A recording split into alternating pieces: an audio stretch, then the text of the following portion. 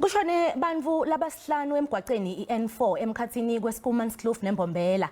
Ngekusho kwelitiko letekuphepha esifundzeni iMpumalanga, kushayisene iloli nebhasi, lokubese kukholelwa ekutseni leloli ishayisane naletinye timoto. Labatsatfu kulabo labashonile kukholelwa kutsi baseveni lase-Netherlands. Kuva kabandi semukela umphathiswa wetekuphepha eMpumalanga Vusi Shongwe. Mtimanze nali lishona naletibhlungu, ingabe seniyitfolile imbangela yale ngoti?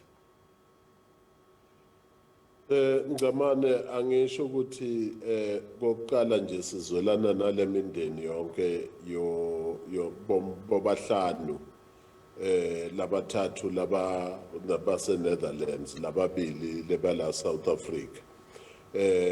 Ingozi ke imbangela yakhona sisa investigator lamaseko ngoba imoto zozimbili lapha ku N4 beziya towards one direction zozimbili.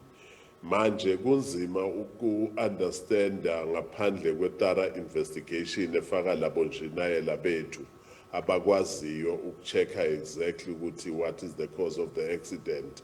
Thine ngokwethu nje ukusebenzisa amehlo ethu ne-common sense asikwazi ukusho ukuthi imbangela ngabe ngulena nawucamana. Ungathini umlayito wakho kubashayeli mphathiswa? La ngamane ngifuna kwenza i-appeal ukuthi sekumahlandla eMpumalanga sihlangana nale igameko lezinje. Bengifuna ukuthi kubashayeli baseMpumalanga, kubashayeli labavakashela eMpumalanga nalababuya kulamazwe lesakhelene nawo namazwe lamanye. Uma bashayela eMpumalanga abenze isiqiniseko ukuthi bahlonipha imithetho yemigwaqo, bahloniphane futhi nabo banikezane amathuba emgwaqweni ngoba phela umgwaqo indawo ekusetshenzwa khona kibo bonke, kuhamba inkomo sometimes ezingaluswanga, kuhambe nezimoto namatruck nayo yonke into. Asijabuli neze ngalezi ngozi ezenzeka lana seziningi kakhulu langcamane.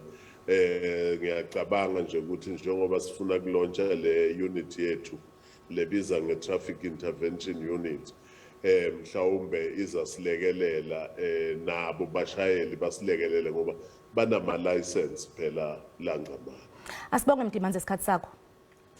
Loyo ke bekunguvusi Shongwe umphathiswa wetekuphepha eMpumalanga achaza kabandi ngengodi leyendeke eSchoemanskloof.